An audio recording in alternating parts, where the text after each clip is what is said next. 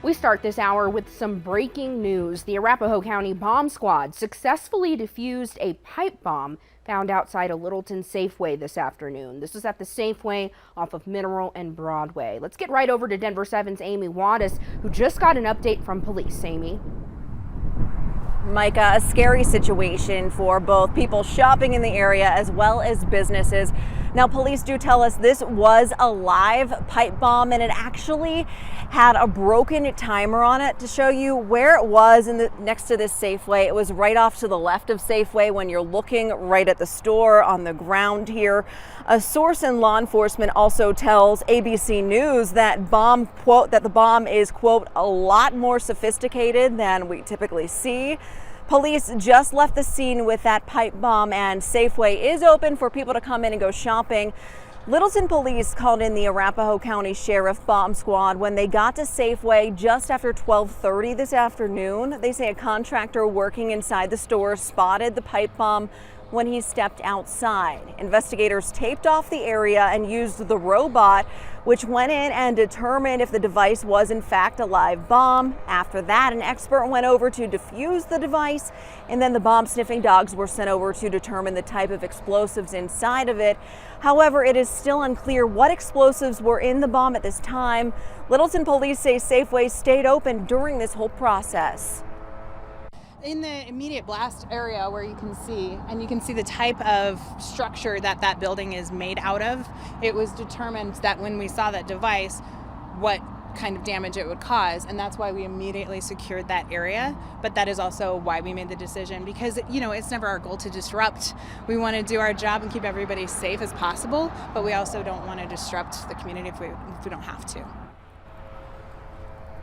Now you're looking live at a surveillance camera here at the Safeway store. Investigators will be analyzing surveillance footage to determine who actually dropped off that pipe bomb here. There is also a church nearby next to Safeway. They're also going to be looking at surveillance footage from that building too. Of course, we will keep you updated when we learn more from Littleton Police as well as Arapahoe County Sheriff's Office. Reporting live in Littleton, Amy Wattis, Denver 7.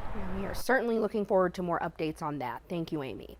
The city of Denver has just unveiled a draft of its 2023 plan to tackle homelessness and get people off the streets. Denver 7's Christian Lopez joins us live in Denver. Christian, the plan will fund more affordable housing and new programs similar to those found in Houston.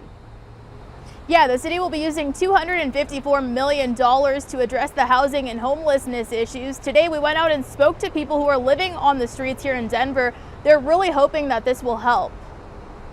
Michael Williams tells us he's been homeless in Denver for over a year. He says he doesn't think the city is doing enough. He is urging city leaders to step up, especially with winter right around the corner. It's got to speed up. It's finna get cold out here. I don't want to see nobody out here this winter. And that's my prayer to God. Help us. If you call us, we'll come. If you say you're going to help me, I'm going to come see what you got. The city has an ambitious plan for the year ahead. It will create and preserve 1,700 affordable homes. The city also wants to help more than 8,000 households with housing stability, meaning more eviction and foreclosure protection. When it comes to helping those who are on the streets, they're also taking a page from Houston's book. Houston is a city seeing large success in addressing homelessness, and Denver Metro leaders went there 2 weeks ago to learn what strategies worked and what didn't. One of the strategies that did work is building navigation centers, which help people who are living in encampments. So what they are doing is having an encampment identified and prioritized, and then inviting all the people inside to bridge beds or a housing navigation center. And in that center, then they get matched to that long-term housing resource. The city wants your input on this new action plan. There is a meeting set for October 18th. There's also a survey you can fill out, and we do have a link on our website, denver7.com. Just look for this story. And coming up at 6, we are going in depth on the homelessness issue here in Denver. Reporting live in Denver, I'm Christian Lopez, Denver 7. Floridians are making last-minute preparations as Hurricane Ian hits. Here's a live look at Mallory Square in Key West, where the outer edges of the storm are approaching quickly. Right now, Ian is a Category 3, which is considered a major hurricane. More than 2.5 million people are under evacuation orders. FEMA has already sent in search and rescue teams ahead of time. The Coast Guard and Army Corps of Engineers are also mobilizing. With Hurricane Ian headed toward Tampa and Fort Myers, the life-threatening storm surge is a big concern. It could be as high as 12 feet in Fort Myers and 8 feet in Tampa. In Tampa, many neighborhoods are set low near the water and could be badly damaged by storm surges. You may end up having a hurricane that reduces in strength as it comes onshore, but that envelope of water is still going to be a Cat 4 storm surge because you just can't make that go away. The last major hurricane to hit Tampa Bay was in 1921. 8 people died and damage cost around $5 million. For the first time, we're hearing from the 2 finalists hoping to become Aurora's next police chief. Denver 7's Brandon Richard is in Aurora telling us how the candidates say they plan to lead the department. Well, that meeting with business and faith leaders lasted for over 2 hours, and it's one of several meetings that the 2 men who hope to be Aurora's next police chief will participate in this week. Scott Ebner and David Franklin outlined their vision for the Aurora Police Department. Both men said they want to focus on accountability and building trust within and outside the department. They each talked about how their background would help them in taking over a troubled department with low morale and one accused of racist policing and using excessive force. I have a vast amount of experience setting up policy, holding people accountable to that policy.